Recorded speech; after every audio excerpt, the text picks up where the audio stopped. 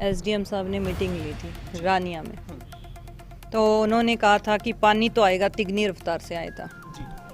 और पिछली बार आपको 2-3 दिन का टाइम मिला था, लेकिन इस बार हम आपको ही बता रहे हैं 2-3 घंटे ही लगेंगे और पानी तिगनी रफ्तार से आएगा, इसे पूरा करूँगा। फिर सबसे पहले मैं उम्मीद क्लब के जो मेरे बेटे हैं विकास को फ़ोन किया, फिर इन्होंने पूरी टीम को लेके गए, फिर जुड़ते गए लोग, जुड़ते गए, फिर सारा गांव, फिर आसपास के गांव, सब ने बोला कि इस टाइम तो हालात ऐसे हैं कि 2 लोग भी नहीं आएंगे। तो मैंने कहा चलो देखते हैं। फिर जो इन्होंने किया, इनके बारे में बहुत नेगेटिविटी फैला रखी थी कि ये तो बस चमचे हैं, ये है दूसरी पार्टी के, आपका कभी काम करेंगे ही नहीं, आपको सरपंच ही नहीं मानते। एक तो हमारा सबसे बड़ा ये हुआ कि हमारे बीच की दूरियां खत्म कर दी, और खतरा तो हुआ ही था, वो तो सबने 36 बिरादरी ने मिलके किया, पूरे गांव ने। रानिया हल्के का धन्यवाद करती हूँ, सबने हमारा साथ दिया, लेकिन सबका मैं विशेष तौर पे धन्यवाद करती हूँ। तो ये बात फैली ज़्यादा है कि लोगों ने पलायन किया, सिर्फ 5-10 घर ही गए थे। मार्केट में लोगों ने घर में सामान रखा, तो वो भी 2-4 दुकान वालों ने, ज़्यादा नहीं खाली की थी, बाकी ये नेगेटिविटी फैली थी लोगों। और लोग भी सुरक्षित रहे, पैनिक भी ना हो, डर भी ना हो, भय का माहौल ना हो, इसलिए ये कहा कि पानी नहीं आएगा, पानी नहीं आएगा। लेकिन मैंने ये अपील करी कि सुरक्षित सामान अपना सुरक्षित जगह पे पहुंचा दो, गांव ना खाली करो। और फिर नरेगा पे मजदूर लौट आए, सब ने साथ दिया। के बीच में प्रशासन का कितना अच्छा रवैया आप मानते हैं? बस फ़ोन उठा लेते थे जी, उसके अलावा कोई उनका सहयोग नहीं था। वो तो फिर आपको ही पता है जी, मैं अकेली क्या कर पाती। गाँव वालों का, पड़ोसी गाँव वालों का अगर सहयोग नहीं मिलता, पूरी टीम का सहयोग नहीं मिलता, तो फिर अकेला बंदा तो कुछ नहीं कर सकता। ऐसे तो मुझे अपने गांव वालों पे विश्वास था कि ऐसा नहीं होगा, लेकिन लोग सोचते थे ऐसा कि भगवान करे डूब जाए, नैना पे कलंक लग जाए कि इसके आते ही गांव डूब गया। मतलब लोग होते, अपनी अपनी सोच होती है। नैना की शान नहीं थी जी, नैना की शान ये गाँव है, और इस गांव की शान इस गांव के लोगों ने बहुत रखी, इसके लिए मैं उनकी शुक्रगुजार हूँ। सबसे पहले तो ये है कि कोई 5% जो नेगेटिविटी बची है उसको ख़त्म करना है, और यही है जी, गांव के लिए काम करना है। खास तौर पर मैं राजनीति में आई हूँ महिलाओं के लिए, प्रशासन क्यों जाने, गांव मेरा गांव है, मेरा भी फर्ज बनता है। तो अगर गांव के लिए मैंने इतना सा थोड़ा सा कुछ किया तो ये मेरा फर्ज बनता है, मैंने किसी पे एहसान नहीं किया। नमस्कार, तेज हरियाणा से गुरविंदर पन्नू। घग्गर नदी से जुड़ी हर अपडेट हमने आप तक पहुंचाई है, लेकिन अब इम्तिहान के बाद उस कामयाबी का दौर भी हमेशा याद रखा जाएगा, उन चुनौतियों में जिसमें लोगों ने डटकर सामना किया। इस वक्त मैं घग्गर नदी के आखिरी गांव, सबसे चर्चित जो गांव इस बार घग्गर में एक उस स्थिति को जानकार हम करवाते रहे आपसे जानू, वो था गांव बनी। इसी गांव से सरपंच नैना जोड़ ने जिस मुस्तैदी के साथ, जिन हौसलों के साथ और जिस जज्बे के साथ उन्होंने काम किया, वो वाकई ही काबिल तारीफ है। लेकिन इसके पीछे एक बहुत बड़ा हाथ यहाँ की यंग जनरेशन का, यहाँ के बुजुर्गों का, और आप यूं कहिए कि यहाँ के 36 बरादरी ने जो साथ दिया, वो निश्चित तौर पर हमेशा के लिए याद रखा जाएगा। और जो एकता की, भाईचारे की मिसाल इस बनी गांव ने दी है, वो भी काबिल तारीफ है। हमारे साथ खुद सरपंच नैना जोड़ जी हैं, जिन्होंने दिन रात एक करते हुए लगातार बांधों का निरीक्षण किया और डटकर मुकाबला किया और इस खतरे को टाल भी दिया है। मैडम, सबसे पहले तो आपका पुनः एक बार फिर से तेज हरियाणा पर बहुत बहुत स्वागत है। धन्यवाद। मैडम, पूरी तरीके से संकट टल गया है, खतरा टला है।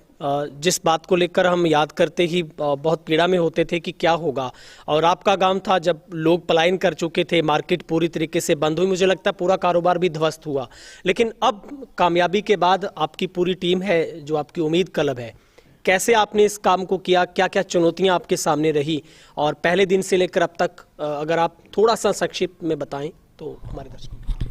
सबसे पहले एसडीएम साहब ने मीटिंग ली थी रानिया में, तो उन्होंने कहा था कि पानी तो आएगा, तिगनी रफ्तार से आया था। और पिछली बार आपको 2-3 दिन का टाइम मिला था, लेकिन इस बार हम आपको ही बता रहे हैं 2-3 घंटे ही लगेंगे और पानी तिगनी रफ्तार से आएगा, आपको संभलने का मौका नहीं मिलेगा। लेकिन ये बात लोगों में नहीं फैलनी चाहिए। सबसे पहले तो सरपंचों को ये जिम्मेदारी दी गई कि लोगों को डराना भी नहीं है और मुस्तैदी भी पूरी रखनी है। लेकिन ये सीक्रेट आज खोल रहे हैं आप। हाँ जी, इतना डर था। हाँ जी, इतना था डर था, खुद एसडीएम साहब ने बोला था। तो मैंने उनसे प्रॉमिस किया कि और तो पता नहीं, पर मैं अपने गांव को संभालूंगी, मैं अपने गांव को क्या आसपास के गांव को संभालूंगी। फिर मैंने रास्ते में सोचा कि वादा तो कर दिया, कैसे पूरा करूंगी। फिर सबसे पहले मैं उम्मीद क्लब के जो मेरे बेटे ही हैं विकास को फ़ोन किया। फिर इन्होंने पूरी टीम को लेके गए, फिर जुड़ते गए लोग, जुड़ते गए, फिर सारा गांव, फिर आसपास के गांव सब एक हो गए। क्योंकि बड़ी गांव में पिछले कुछ चुनाव के बाद माहौल ऐसा था, कुछ लड़ाई झगड़ा आपस में ऐसा था कि वो लोगों में सोच थी कि वो लड़ सकते हैं या ऐसे वैसे कमेंट कर सकते हैं या स्टेटस लगा सकते हैं, उसके अलावा बड़ी वाले कुछ नहीं कर सकते। बड़ी डूबेगा ही डूबेगा। तो किसी ने बोला तुम्हारे साथ, एसडीएम साहब ने बोला कि ऐसी कनेक्टिविटी होनी चाहिए कि नेटवर्क जाएगा, सबसे पहले तो बिजली गायब होगी। तो आप मैडम 200 लोगों को कनेक्ट रखना अपने आप से कि आपके एक इशारे पे आ जाए। तो मुझे किसी ने बोला कि इस टाइम तो हालात ऐसे हैं कि 2 लोग भी नहीं आएंगे। तो मैंने कहा चलो देखते हैं। फिर जो इन्होंने किया, इनके बारे में बहुत नेगेटिविटी फैला रखी थी कि ये तो बस चमचे हैं, ये हैं दूसरी पार्टी के, आपका कभी काम करेंगे ही नहीं, आपको सरपंच ही नहीं मानते, मतलब ऐसा मुझे कह रखा था। लेकिन इन्होंने गलत साबित करके ये सोए भी नहीं 15 दिन। तो मैं इस बात के लिए, ये एक तो हमारा सबसे बड़ा ये हुआ कि हमारे बीच की दूरियां खत्म कर दी। ठीक है। और खतरा तो हुआ ही था, वो तो सबने 36 बिरादरी ने मिलके किया, पूरे गांव ने। पर इस एक क्लब के बारे में जो एक धारणा थी वो गलत साबित हो गई। पूरे गांव में एक धारणा बनी, एक धड़ा था जो इनके खिलाफ था, वो धड़ा आज इनको मान चुका है कि ये किसी एक के नहीं है, ये पूरे गांव के, और हर सरपंच के कहने पे ये जाएंगे। तो ये मेरी उम्मीदों पे खरा उतरे, इसके लिए मैं इनका धन्यवाद करती हूँ, पूरे रानिया हलके का धन्यवाद करती हूँ। सबने हमारा साथ दिया, लेकिन सबका मैं विशेष तौर पे धन्यवाद करती हूँ, ऊपर वाले के भी शुक्रगुजार हूँ। मैडम, आप जिन बच्चों का टीम का आप जिक्र कर रहे हो, उम्मीद उसके आज आपके साथ उन्होंने वार्तालाप भी किया है, आपने उनको बधाई और शुभकामनाएं भी दी है, लेकिन सिचुएशन उस वक्त ऐसे थे कि हालात भी, परिस्थितियां अनुकूल नहीं थी, सब कुछ विपरीत चल रहा था। लेकिन जो ये आप कह रहे हैं कि टीम का सबसे पहले आपको साथ मिला, क्या इनकी शिफ्ट आपने रखी थी, दिन रात ये भी जागते थे, बुजुर्ग वहाँ पर होते थे? मैं तो खुद गवाह रहा हूँ आपके उन तमाम डेरे का कि वहाँ पर लोग खाते पीते वहीं थे बैठकर। मैंने सिर्फ विकास को ये बोला था कि संभालना है, मैंने कोई शिफ्ट नहीं लगाई। कैसे एडजस्ट करना है, ड्यूटियां इन्होंने आपस में बांटी थी। मैंने कुछ नहीं कहा, मैंने कहा आपके हाथ में है और आपको बस संभालना है। मैंने कोई ड्यूटी नहीं लगाई, इन्होंने आपस में बांटी कैसे काम किया। मैं तो वहाँ बस दिन में एक बार चक्कर लगा के आती थी, इनका हौसला ही बढ़ा के आती थी। मैडम, वो वक्त ऐसा था कि ठीक अगर आज से आप 12-13 दिन पहले देखेंगे, एक तरफ आपका गांव खाली हो रहा था, लोग डर डर कर भाग रहे थे क्योंकि गरीब के सामने तो उसका आशियाना था और वो छोड़कर जाना था उसे। लेकिन उन चुनौतियों में आप यही अपील कर रहे थे कि डर से कुछ नहीं होगा, आप मुकाबला कीजिए, हम उस पर पार पाएंगे। लेकिन वो स्थिति से अगर मैं आपसे जानना चाहूँ, वो हालात कैसे थे, कितनी बड़ी चुनौती आपके लिए थी कि एक तरफ गाँव खाली हो रहा था, मार्केट खाली हो रही थी, लेकिन आप डटे हुए थे? फिर भी मतलब ये था कि ये बात फैली ज्यादा है कि लोगों ने पलायन किया, सिर्फ 5-10 घर ही गए थे। मार्केट में लोगों ने घर में सामान रखा था, वो भी 2-4 दुकान वालों ने, ज्यादा नहीं खाली की थी, बाकी ये नेगेटिविटी फैली थी लोगों। हाँ, चुनौती तो थी, डर था। एसडीएम साहब ने बोला था कि लोग भी सुरक्षित, आप थोड़ा सरपंच साहब लो अपने ऊपर, और लोग भी सुरक्षित रहे, पैनिक भी ना हो, डर भी ना हो, भय का माहौल ना हो। इसलिए ये कहा कि पानी नहीं आएगा, पानी नहीं आएगा। लेकिन मैंने ये अपील करी कि सुरक्षित सामान अपना सुरक्षित जगह पे पहुंचा दो, गांव ना खाली करो। और फिर नरेगा पे मजदूर लौट आए, सबने साथ दिया, 36 बिरादरी का साथ था। मैडम, एक बात तो सत्य है कि आपके गांव को तो सबसे ज़्यादा चुनौती और डर मुझे लगता है फिरोजाबाद बांध से लगता था, क्योंकि 10 की मार में आप तो बहुत दूर बैठे थे, 50 किलोमीटर दूर बांध टूटा और खामियाजा आपके गांव ने भुगता। तो ये तो आपके दिमाग में सिनेरियो पहले से चल रहा था, एक चित्र था कि कहीं ऐसा ना हो जाए कि पुनरावृत्ति इसकी हो जाए। तो ऐसे में अब बहुत बड़ी राहत आपके लिए है कि अब सारा खतरा टला है। तो क्या अब आपके गांव का जो डेरा लगा था, मुझे लगता है उससे पहले सब लोग वहां से रिमूव कर गए, लेकिन आपका गांव तो शायद कल तक भी वहीं डटा हुआ था, अब उनको रिलीव कर दिया आपने? आज ही हुए हैं जी, 3-4 बजे के करीब रिलीव हुए हैं, बच्चे वहाँ से आए हैं। उससे पहले कल रात तक भी थे वहाँ पे, और आज 4 बजे उन्होंने वहाँ से सामान उठाया। फिरोजाबाद तक ड्यूटी पूरी दी है, रात को ड्यूटी हमारे बच्चे लगाते थे, करीवाला के बच्चे लगाते थे। आप लगातार एसडीएम डीसी से बातचीत करते थे, फ़ोन पर कनेक्ट रहते थे आप। कितना बड़ा सहयोग प्रशासन का आप मानते हैं, लेकिन जो आपकी टीम ने तो किया, आपके गांव के लोगों ने किया बहुत बड़ा, और आपने खुद मोर्चा संभाला, लेकिन फिर भी इन सब के बीच में प्रशासन का कितना अच्छा रवैया आप मानते हैं सब चीज़ों में? बस फ़ोन उठा लेते थे जी, उसके अलावा कोई उनका सहयोग नहीं था। अच्छा, सिर्फ फ़ोन पर ही आश्वासन होता? हाँ जी, हाँ जी, ग्राउंड लेवल पे जीरो था सब कुछ। आपको लगता है कि अगर वो टीम आपकी आपके साथ ना होती, या गांव का इतना बड़ा साथ ना होता, जिस तरीके से गांव में वो एक धारणा बनी थी, आपको लगता है कि सुरक्षित रह पाते, कोई खतरा बहुत बड़ा जोखिम हो सकता था? वो तो फिर आपको ही पता है जी, मैं अकेली क्या कर पाती। गांव वालों का, पड़ोसी गांव वालों का अगर सहयोग नहीं मिलता, पूरी टीम का सहयोग नहीं मिलता, तो फिर अकेला बंदा तो कुछ नहीं कर सकता। जो खाने पीने की व्यवस्था करी, वो अब सरकार कहते हैं कि हम डीजल के पैसे दे देंगे। डीजल से थोड़ा ही होता है, वहाँ पे बच्चों को खाना भी चाहिए, पानी भी चाहिए, सब कुछ व्यवस्था करी थी वो लोगों की थी।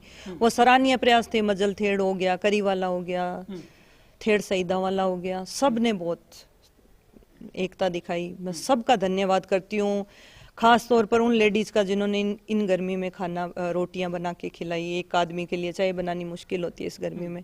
खास तौर पे मैं उन लेडीज़ का भी धन्यवाद करती हूँ, उन्होंने घर बैठ के सहयोग दिया है, खाना बना के अपने हाथों से। जो आपका काम था, जो हमने आपका शेड्यूल देखा, आपकी मैनेजमेंट देखी, आपका डिसिप्लिन देखा, एक महिला होने के नाते फिर भी कई ऐसी भ्रांतियाँ, ऐसे कई मैसेज आते थे मोबाइल पर, सोशल मीडिया पे, कि आज रात को काम हो जाएगा, कल तक तो बनी वाले बस बाहर हो जाएंगे।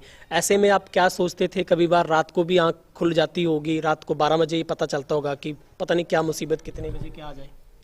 ऐसे तो मुझे अपने गांव वालों पे विश्वास था कि ऐसा नहीं होगा, लेकिन लोग सोचते थे ऐसा कि भगवान करे डूब जाए, नैना पे कलंक लग जाए, कि इसके आते ही गांव डूब गया। मतलब लोग होते, अपनी अपनी सोच होती है, कि मैं किसी के बारे में कुछ नहीं कहना चाहती।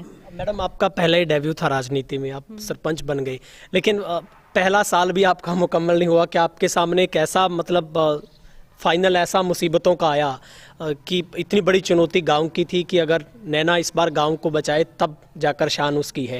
लेकिन सब कुछ बहुत अच्छा हुआ है। कितना फ़ख्र महसूस होता है पूरे गांव के साथ मिलकर, कि जो गांव के लोगों ने एक मुट्ठी में आकर एकता के साथ जिस तरीके से मुसीबत का सामना किया। नैना की शान नहीं थी जी, नैना की शान ये गाँव है, और इस गाँव की शान इस गाँव के लोगों ने बहुत रखी। इसके लिए मैं उनकी शुक्रगुजार हूँ। और गांव वालों ने मेरा सहयोग किया, बच्चों ने सहयोग किया, युवा लड़कों ने सहयोग किया, मैं उसके लिए उनकी शुक्रगुजार रहूंगी। और हर मुश्किल में मैं चाहूंगी कि वो ऐसे ही खड़े रहे। मैडम, आखिरी सवाल पूछना चाहूँगा। तमाम मुसीबतों से पार आपने सारी बाधाओं को ख़त्म कर दिया है। अब गांव के लिए किस तरीके की आगे की रणनीति आपकी डेवलपमेंट को लेकर, गांव के विकास को लेकर रहेगी? क्योंकि इतनी बड़ी टीम आपने एक पिलर खड़ा किया है अपनी उम्मीद तो हम कर भी सकते हैं कि आप और पॉजिटिविटी के साथ आगे बढ़ेंगे। सबसे पहले तो ये है कि कोई 5% जो नेगेटिविटी बची है उसको ख़त्म करना है, और यही है जी, गांव के लिए काम करना है। खास तौर पर मैं राजनीति में आई हूँ महिलाओं के लिए, क्योंकि महिलाओं की आज भी लोगों में धारणा है कि औरत के पास दिमाग होता ही नहीं है। क्यों नहीं होता है? जब मर्द के पास, उसी माँ की कोख से मर्द जन्म लेता है, उसी की माँ की कोख से औरत लेती है, लेकिन औरतों को ये कह के घर में रखा जाता है कि तुम्हारे पास दिमाग नहीं है, तुम बोल नहीं सकती, तुम ये नहीं कर सकती। जब नैना जोड़ कर सकती है तो हर औरत कर सकती है। ठीक है मैम, आपने वक्त भी निकाला, तमाम टीम के साथ भी आपने हौसला अफजाई उनको दी, आपका बहुत बहुत शुक्रिया। और मैं तो आपको तेज रणक की तरफ से शुभकामनाएं देता हूं कि आपने जिन चुनौतियों में डटकर मुकाबला किया है, आपने एक महिला होने के साथ साथ इतने बड़े फ़र्ज निभाए हैं। वरना आप भी उन जो इतनी सारे बवंडर आ रहे थे, इतनी सारी भ्रांतियाँ थी, शायद आप भी अगर चाहते तो शट डाउन कर सकते थे और प्रशासन के ऊपर छोड़ देते। लेकिन आपने तो एक बार भी नहीं कहा कि अब तो प्रशासन ही जाने, लेकिन आपने खुद भी संभाला बहुत कुछ। नहीं जी, प्रशासन क्यों जाने, गांव मेरा गांव है, मेरा भी फर्ज बनता है। तो अगर गांव के लिए मैंने इतना सा थोड़ा सा कुछ किया तो ये मेरा फर्ज बनता है। मैंने किसी पे एहसान नहीं किया। ठीक है मैम, बहुत बहुत शुभकामनाएं, शुक्रिया आपका। Thank you. तो ये थे हमारे साथ गांव बनी से सरपंच नैना झोड़। ਨਾਮ ਸੰਦੀਪ ਸਿੰਘ ਹੈ ਜੀ ਮੇਰਾ।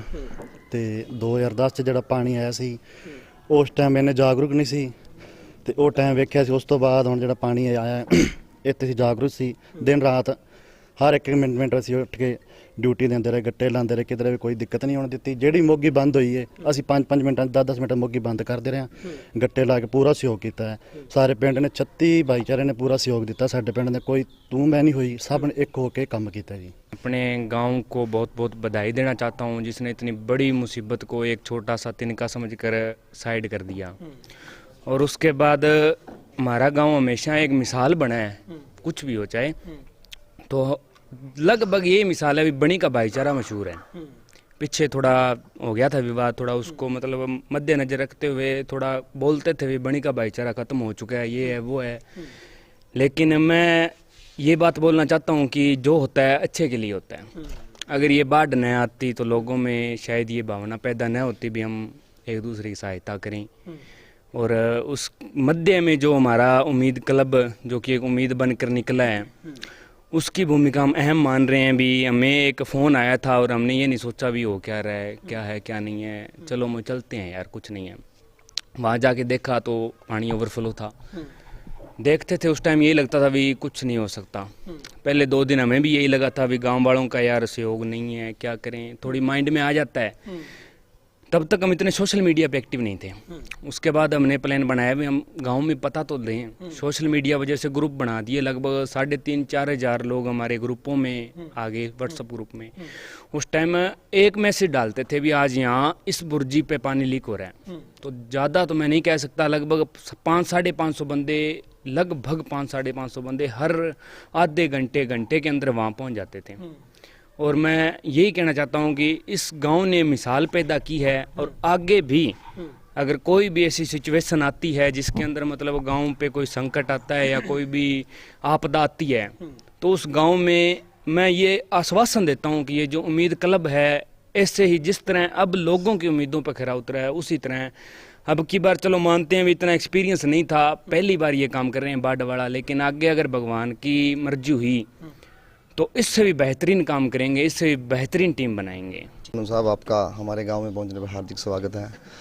और आज हम सभी साथी मिलकर आपके चैनल के माध्यम से भी एक संदेश देना चाहते हैं कि विपदा कितनी बड़ी हो, परंतु जब हम ही एकजुट हैं तो कोई दिक्कत नहीं है, कोई परेशानी नहीं है। और हमारे सबसे बड़ी बात है कि प्रशासन की बात चल रही थी कि प्रशासन हमारे साथ आना चाहिए, पर हमारा प्रशासन हमारे साथ था। हमारा प्रशासन हमारे युवा, हमारे लोग और हमारी ग्राम पंचायत, ये हमारा प्रशासन था। जब जब इन्हें ज़रूरत पड़ी हमारे साथ खड़े थे। इन्होंने कभी ये नहीं कहा कि जी वो काम कर रहे कि नहीं कर रहे, इन्होंने कहा आप एकजुट रहिए, हम आपके साथ हैं। तो वो हौसला हमें बहुत ही आगे ले गया और आज नतीजा आपके सामने है कि हमारा गाँव बिल्कुल सुरक्षित है और हमारे सब साथी एकजुट हैं। और आज हमारा गाँव, जब कभी भ्रांति थी कि कोई दिक्कत लग रही है किसी को, कि कोई नेगेटिविटी फैली थी, सरपंच साहब ने बताया कि कुछ थी नेगेटिविटी, पर अब वो दूर हो रही है। किसी को नहीं लग रहा कि एक बनी गांव के अंदर कुछ डीएक्टिविटी लोकटिविटी चल रही है या कुछ किसी के प्रति चल रहा है, परंतु अब नहीं लग रहा हमें कि अब हमें लग रहा है कि हम सब एक हो रहे हैं और जुट रहे हैं। और हमारे सरपंच साहब भी बता रहे थे कि इस तरह हम चलते रहे तो हम बनी को एक बहुत ही आदर्श गाँव भी बना देंगे। और हमारे लिए सबसे बड़ी वापसी ये रही कि हमने इस विपत्ति को टाल दिया। हाँ जी, सब तो पहला तो बधाई देना भाई इस पिंड के युवाओं ਨੂੰ ਜਿਹੜਾ ਕਲੰਕ ਲੱਗਿਆ ਵੀ ਸੀ ਕਿ ਬਣੀ ਦੇ ਪਿੰਡ 'ਚ ਸਭ ਤੋਂ ਜ਼ਿਆਦਾ ਨਸ਼ਾ ਹੈ। ਜੇ ਨਸ਼ਾ ਤੇ ਇੰਨੇ ਯੁਵਾ ਇੱਕਦਮ ਉੱਥੇ ਪਹੁੰਚ ਕਿਵੇਂ ਜਾਂਦੇ ਸੀਗੇ? ਇੱਕ ਕੋਲ ਜਾਂਦੇ ਸੀ, ਹਜ਼ਾਰਾਂ ਉੱਥੇ ਇਕੱਠੇ ਹੋ ਜਾਂਦੇ ਸੀਗੇ। ਰਾਜਸਥਾਨ, ਪੰਜਾਬ ਤੇ ਹਰਿਆਣਾ ਸਾਰੇ ਸਿਰ ਬਣੀ ਹੋਏ ਦਿਖ ਰਹੇ ਸੀ। ਜਿਹੜਾ ਪਿੰਡ ਇੰਨਾ ਬਦਨਾਮ ਕਰ ਰੱਖਿਆ ਸੀ, ਕੋਈ ਕਹਿੰਦਾ ਸੀ ਪੰਜਾਬ 'ਚੋਂ ਨਸ਼ਾ ਹੁੰਦਾ, ਕੋਈ ਕਹਿੰਦਾ ਹਰਿਆਣੇ 'ਚ ਹੁੰਦਾ, ਕੋਈ ਕਹਿੰਦਾ ਰਾਜਸਥਾਨ 'ਚ ਹੁੰਦਾ। ਪਰ ਜੇ ਨਸ਼ਾ ਬਣੀ ਜਾ ਰਿਹਾ ਤੇ ਨਸ਼ਾ ਫਿਰ ਕਰਦਾ ਕੌਣ? ਇੰਨੇ ਯੁਵਾ ਤਾਂ ਸੇਫ ਫਿਰਦੇ ਆ। ਇੱਕ ਰਾਤ ਨੂੰ ਜੇ 12 ਵਜੇ ਕੋਲ ਕਰਦੇ ਨਾ ਭਾਈ, ਉਹ ਮੋਗਾ ਲੀਕ ਹੋ ਗਿਆ, ਹਜ਼ਾਰਾਂ ਯੁਵਾ ਉੱਠ ਜਾਂਦੇ ਸੀ, ਆਪੋ ਭੱਜ ਕੇ ਉਸ ਨੱਕੇ 'ਤੇ ਪਹੁੰਚ ਜਾਂਦਾ ਸੀ। ਨਸ਼ੇ ਵਾਲਾ ਬੰਦਾ ਮੈਨੂੰ ਲੱਗਿਆ ਪਹੁੰਚ ਕੇ ਭੱਜ ਜਾਂਦਾ ਉਹ। ਅੱਜ ਮੈਂ ਵਧਾਈ ਦਾ ਪਾਤਰ ਹੈ ਵੀ ਇਹਨਾਂ ਯੁਵਾਵਾਂ ਨੇ ਇੱਕ ਕਲੰਕ ਸੀਗਾ ਜਿਹੜੇ ਬਣੀ ਪਿੰਡ ਦਾ, ਉਹ ਵੀ ਧੋ ਕੇ ਰੱਖਤਾ ਜੀ। ਜਾਨਵਰ ਬਹੁਤ ਜ਼ਿਆਦਾ ਸੀਗੇ ਤੇ ਕਹਿੰਦੇ ਨਾ ਸੱਪਾਂ ਦੀਆਂ ਸਿਰੀਆਂ ਤੇ ਪੈਰ ਧਰਦੇ, ਉਹ ਗਾਣਾ 'ਚ ਹੀ ਲਿਖਿਆ ਤੇ ਅੱਜ ਮੈਂ ਰੀਅਲ ਵੇਖਿਆ। ਠੀਕ ਹੈ ਜੀ, ਇਹ ਵਾਕਈ ਸਾਡੇ ਯੁਵਾ ਜਿਹੜੇ ਹੈਗੇ ਆ ਉਮੀਦ ਕਲੱਬ ਦੇ ਬਹੁਤ ਵਧੀਆ। ਮੈਂ ਤਾਂ ਕਹਿੰਦਾ ਵੀ ਐ ਜਦੋਂ ਵੀ ਕੋਈ ਮੁਸੀਬਤ ਆਵੇ ਤੇ ਐ ਇਕਜੁੱਟ ਹੋ ਕੇ ਤੇ ਮੁਸੀਬਤ ਦਾ ਸਾਹਮਣਾ ਕਰਨਾ ਜੀ।